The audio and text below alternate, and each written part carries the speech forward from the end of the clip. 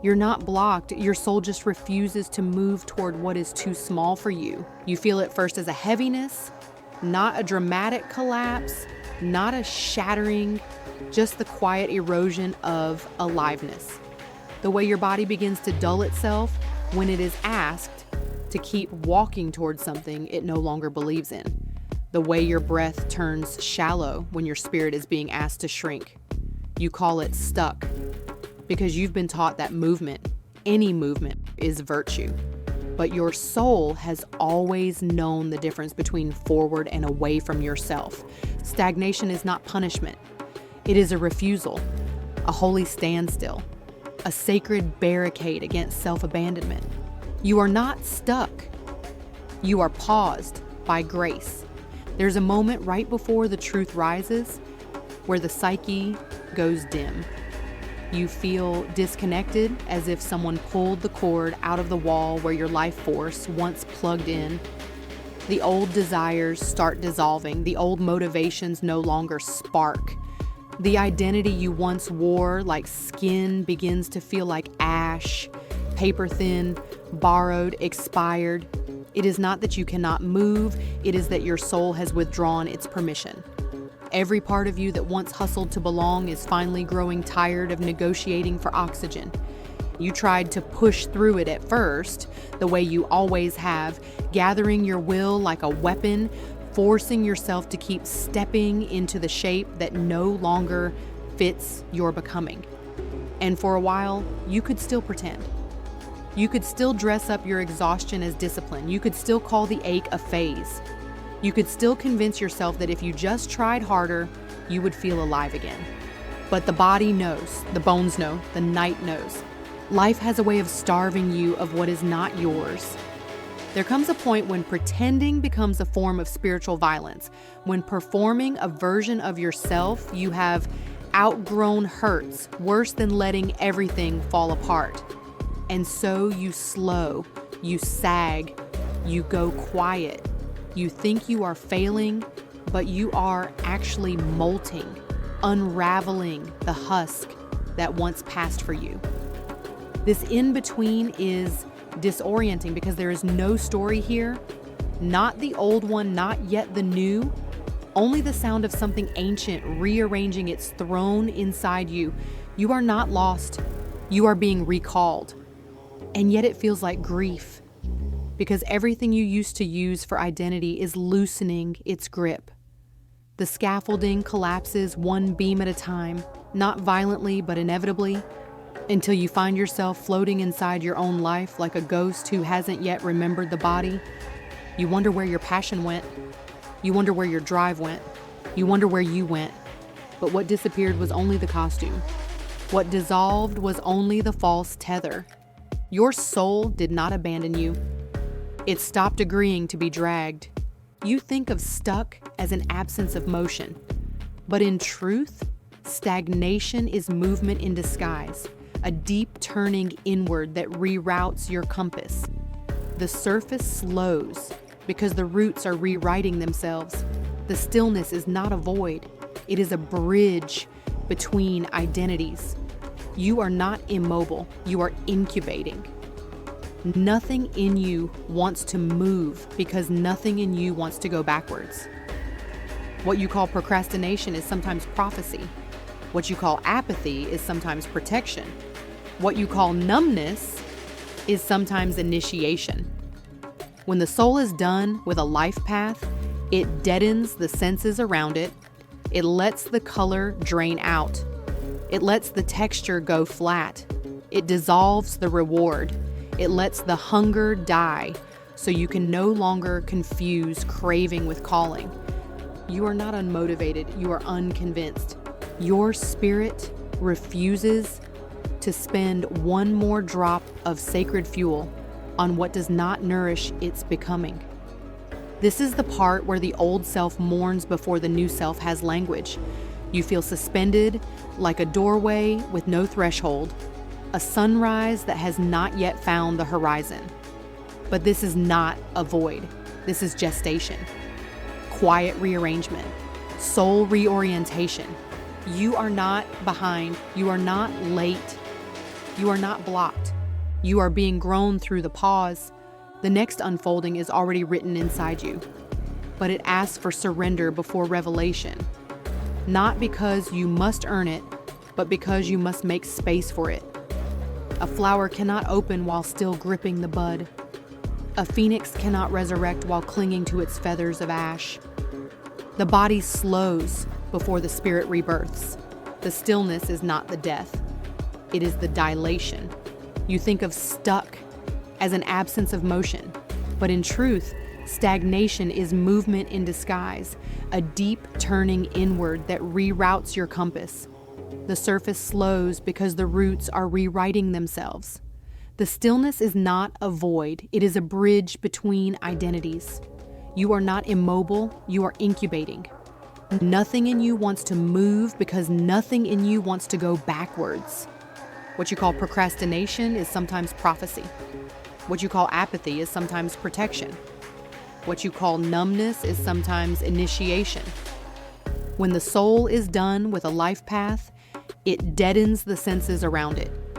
It lets the color drain out. It lets the texture go flat. It dissolves the reward. It lets the hunger die, so you can no longer confuse craving with calling. You are not unmotivated. You are unconvinced. Your spirit refuses to spend one more drop of sacred fuel on what does not nourish its becoming. This is the part where the old self mourns before the new self has language. You feel suspended like a doorway with no threshold, a sunrise that has not yet found the horizon. But this is not a void. This is gestation, quiet rearrangement, soul reorientation. You are not behind. You are not late. You are not blocked. You are being grown through pause. The next unfolding is already written inside you, but it asks for surrender before revelation, not because you must earn it, but because you must make space for it. A flower cannot open while still gripping the bud. A phoenix cannot resurrect while clinging to its feathers of ash. The body slows before the spirit rebirths. The stillness is not the death, it is the dilation. There comes a tenderness in this part of the journey, a softness that aches like a bruise you can't quite locate. You feel unfinished, half-formed, not who you were, but not yet who you're becoming. As if you're walking through your own life with the sound turned down, you keep thinking something is wrong with you, when in truth, everything false is simply falling away. You are not failing to come alive, you are failing to stay asleep. Of course, it feels tiring. Not because you are empty, but because you are full of unlived truth pressing at the seams. The soul grows restless inside confinement. A life once chosen for safety becomes a cage once seen through awakened eyes. The nervous system remembers what the mind has not yet caught up to. You were never meant to fit here forever. When the spirit outgrows its landscape, the terrain dries up around it. The conversations feel thinner, the rooms feel smaller, the roles feel borrowed. What once felt like yours becomes translucent, like a memory you no longer inhabit. You're not detached, you are detaching. Not by force, by inevitability. The soul knows before the story does. That is why you feel the rupture, but not yet the rebirth, because the new timeline has already chosen you, but it cannot land in a body still shaped for yesterday. So everything loosens. The architecture breaks down. Motivation dissolves because it was never native to your essence. It was compliance wearing ambition's mask. This is the sacred burnout, not of energy, but of illusion. You are not weary because you lack power. You are weary because you keep trying to animate what your spirit has already buried. When your soul is complete with a chapter, it cuts the cords to momentum. It darkens the path. It makes the old life impossible to resurrect, not to punish you, but to return you to yourself, to corner you into truth by closing the exits back to self-betrayal. You are not stuck. You are being escorted back into remembrance. Silence becomes the teacher. Emptiness becomes the womb. Nothingness becomes the threshold. Here, you do not try. You unlearn the compulsive reaching. You let gravity return you to your own axis. You stop grasping for meaning because you begin to sense that you are the meaning. Raw, uncostumed, unbecoming your disguise. There is no instruction here, only inhabiting. The mind wants a map, but this is not a journey of knowing. It is a journey of becoming known to yourself. The identity you wore was an inheritance of expectation. The one rising now is an inheritance of truth, that you stand in the doorway of your own becoming like dawn, held behind the eyelids of night, inevitable but not yet visible. You are not late, you are not stagnant, you are swelling with future light not ready to crest. In this holy in-between, you begin to feel something more ancient than motivation. You feel alignment calling you home, not in words, but in resonance, not in goals, but in gravitational pull. The way a seed knows which way is upward without ever being taught the sky. The guidance doesn't shout, it gathers. It gathers in sensation, not narrative. In recognition, not reason. In frequency, not form. And slowly, almost imperceptibly, the ache begins to loosen. Something unclenches. Something sighs open. Not because anything changed, but because you stopped resisting what is already true. This is the quiet threshold. The moment the cocoon turns from dissolving into forming. You are not reborn in the moment you rise.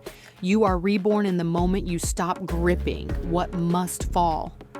You have mistaken this softness for fragility, but it is actually the first tremor of return. The soul does not re-enter loudly. It comes back like breath, not fireworks, recognition, not climax, remembrance. Your life force does not surge, it reclaims. And what returns first is not passion, but permission.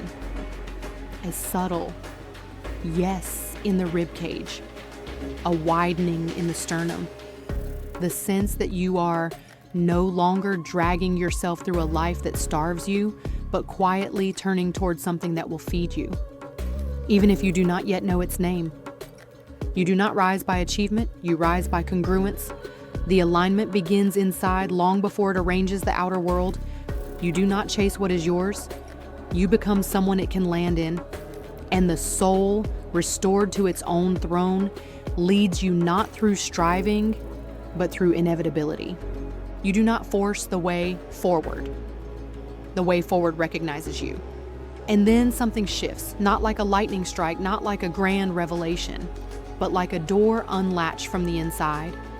You feel it in the subtle relief of no longer pretending, in the quiet release of chasing what you were never meant to keep, in the soft exhale of realizing you don't have to resurrect what was already finished. The emptiness that once terrified you begins to feel like space. The silence that once echoed becomes sanctuary. The waiting becomes womb. There is a holy deceleration to becoming real. The soul will not let you re-enter your life through the doorway of performance. You are asked to return through essence instead. Not be better, not do more, not fix it. Just come back into fidelity with your own truth. You begin to sense that alignment is not about achieving anything. It is about refusing to abandon yourself in order to achieve. And suddenly, the world does not feel like something you must conquer. It feels like something that is quietly rearranging itself around the frequency of your return. The inner gravity shifts. You stop seeking signs outside of you because you have become the sign, the recognition, the resonance, the doorway. You are no longer trying to earn what is meant for you. You are becoming someone incapable of holding what isn't. This is where rebirth lives, not in the blaze of glory, but in the soft, sovereign re-inhabiting of your own skin. The moment you stop trying to fit back into the life that left you starving, you feel the ground beneath you change texture. Not because the world moved, but because you did. This is how the soul rises. Not as triumph, but truth. You feel taller without standing up. You feel clearer without deciding anything. You feel closer to yourself than you have ever been without needing language for why. Your next life does not arrive as opportunity. It arrives as inevitability, summoned by embodiment. You do not chase, you magnetize. You do not strive, you attune. You do not return to movement. The movement returns to you. And what once felt like stagnation now reveals itself as precision. The path did not disappear. It was waiting for the version of you that could walk it without self-betrayal. This is the quiet sovereignty of alignment. When the soul is leading, nothing in you feels like effort. It feels like recognition. Your yes is clean. Your number is holy. Your direction is not decided, it is remembered. You realize the block was never a barrier, and it was a guardrail, a sacred rerouting, a refusal to let you shrink into a destiny too small for the size of your becoming. What looked like stillness was actually selection. What looked like delay was actually calibration. What looked like collapse was actually resurrection wearing a slower face. You were never stuck. You were being refitted for your own light. And now, there is nowhere left to go backward. Not because you are forcing a new life, but because the old one can no longer house you. You have become too large for its architecture, too conscious for its compromises, too sovereign to keep kneeling at the altars of misalignment. The rebirth is not loud here, it is felt. A soft inevitability weaving itself through your auric field like dawn returning before the sun is visible. You are blooming without effort, expanding without announcement, becoming without spectacle. No one sees the resurrection in its first breath, but you feel it. Not as excitement, but as peace. Not as adrenaline, but as clarity. Not as achievement, but as belonging to yourself again. This is what alignment tastes like. Not rush, but rightness. Not momentum, but return. Not striving, but remembering. You have not started over. You have come home. And from here forward, movement is not how you escape yourself. Movement is how you carry the truth of who you are. This is not the end of your becoming. This is the beginning of your inhabiting. And because you have re-entered your own inner seat, the world feels different. Not brighter, not louder, not dramatically transformed, just truer. Reality hasn't suddenly improved. Your resonance has. And resonance rearranges reality in its own time. The soul never rushes. It orbits, gathering itself, calling in what was always yours once you were ready to stand inside the frequency of receiving. You start to notice that your body no longer tenses when you imagine a different life. The nervous system is no longer bracing for collapse.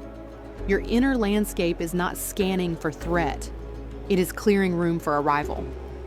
This is the quiet miracle of alignment. You do not manifest by force, you manifest by capacity. And capacity returns the moment you stop negotiating against yourself. Peace arrives not as an outcome, but as a posture. You are no longer waiting for the future. You have become a landing place for it. You once thought the miracle would be what you received, but the miracle is what you stopped agreeing to lose inside yourself. You don't need to go faster. You needed to come into you. There is a steady hum inside you now, low, ancient, sovereign, a pulse that does not ask permission to exist, a knowing that does not need evidence to keep breathing. This is the dawning, the point in the becoming where nothing has yet happened, and yet everything already has.